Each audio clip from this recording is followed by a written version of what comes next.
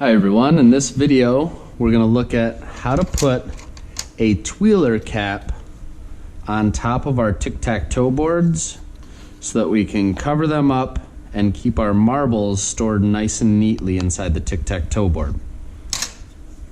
So you're going to be using two different stations. I have a drill station and I'm going to have a driver bit station. Let's talk about the drills. Couple things to know about these. First, there's going to be an external battery. It's going to give us our power. There's going to be a trigger. All right. There's a selection switch right here. Maybe hard to see, but this side the arrow is pointing forward. This side the arrow is pointing backwards. So when it's in forwards, it's going to spin to the right, righty-tighty. When it's in reverse, it's going to spin to the left, lefty-loosey. Whenever you are drilling, you always leave this in forward. You never switch it. What that means is you are going to drill full speed into it forward and keeping that in the same direction. You're going to take it right back out. You do not want to switch this to reverse, because what can happen is your drill bit falls out. In the front of a drill, there's what's called a chuck. So when I put this in forward, you're going to notice these three little pieces come together. That's the chuck that we can use to put different size drill bits inside of here. When I go in reverse,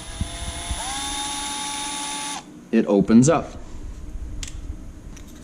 So the only time that I would ever use the reverse is if I were taking out a drill bit, or if I was using a driver bit and I was trying to take a screw out of a piece of wood. Okay. Other things on this drill. So we have our battery, our trigger, our selection switch, keeping that in forward. We have our chuck. We have some speeds here. I use speed 2 when I'm working with drilling, and I use speed 1 when I'm working with driving. And then we have a torque selection, which is something I don't dive into yet, but I will teach you in 7th and 8th grade. It's a way to stop the drill from spinning, typically used with the driver's side in case you didn't want your screw to go too deep in the wood. Alrighty, so I have a jig set up for you. You guys are going to grab a piece of plastic. You are going to slip this in the groove that is made for you, and you want to make sure that that piece is touching the two nails on the end. If you don't push this in all the way, you're going to notice your hole is not going to be centered. So if that piece isn't all the way in and you try to drill it like this, your hole's going to be off center. Another thing I've left on here is an old plate that I have. You'll notice this hole's getting a little big. So when people drill, it's going to be really important that you are drilling straight up and down, and you're not tilting this drill and moving it around in a circle. So, left hand is going to hold on to this piece here and hold the piece of wood down. Right hand is going to grab the drill. You need to put your drill in straight up and down. We're going to go full speed with the trigger, and then we're going to give it a little bit of pressure down. So full speed with the trigger. Now I push down. It went through, and I back it out while it's still running. I don't switch this to reverse. I just go in, and I come out with full speed. So now if you can, you're going to pull this out. If it's too tough to pull out, I have a screwdriver for you. so that you guys can poke this free. If you still can't grab it, I have some needle nose pliers so you can pinch onto that and wiggle your piece out of there. All right. So let's move over to the driving station. At the driving station, you are going to have the same drill, but instead of a drill bit at the top, I have this Phillips head drive bit. We're going to use that to put these tiny number 6 screws in. Okay, so we want this to cover up our hole. We don't want to put it on one of the flat sides. It needs to cover up those 2 deep holes. And we have 2 options. We could have this hole towards the back or hole towards the front.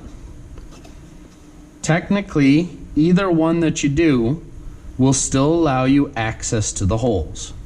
But in woodworking, one of the things we're always paying attention to is what could possibly go wrong.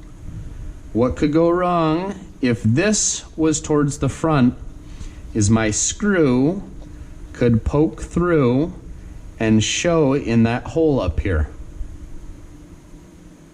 Well, that wouldn't look very good.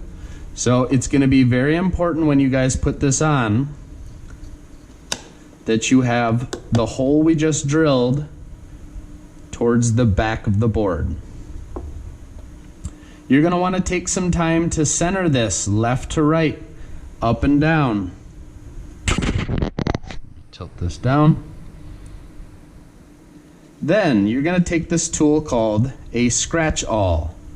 You're going to put the scratch awl in that hole, and while holding on to it, you're going to give it a little pop with your palm.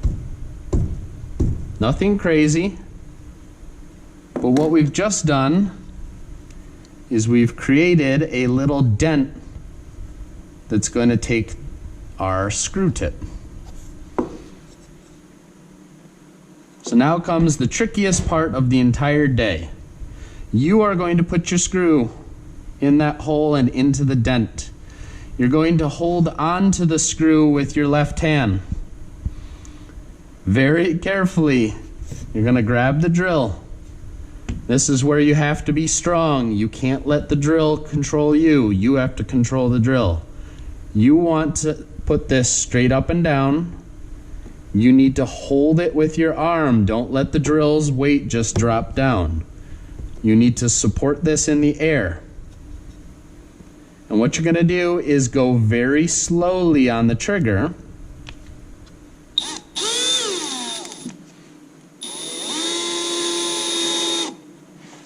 See if I can get a view for you. Very slowly on the trigger.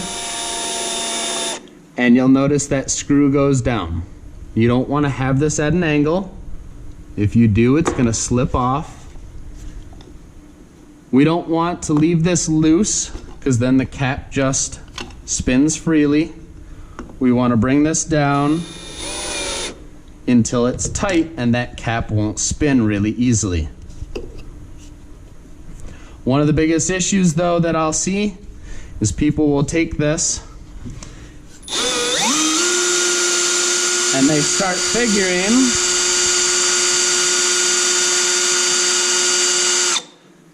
more must be better, right? Oh, what ends up happening is the little teeth on the screw end up creating a hole, and this screw now just pops out and we've wrecked that hole. It is too big. So we want to bring it down until it's nice and tight. Give the teeth some time to grab onto the side of the wood, but we don't want to over drill it.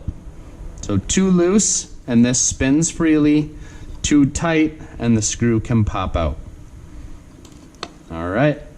Once you're done with that, you're going to do some touch-up sanding. You're finished sanding on everything.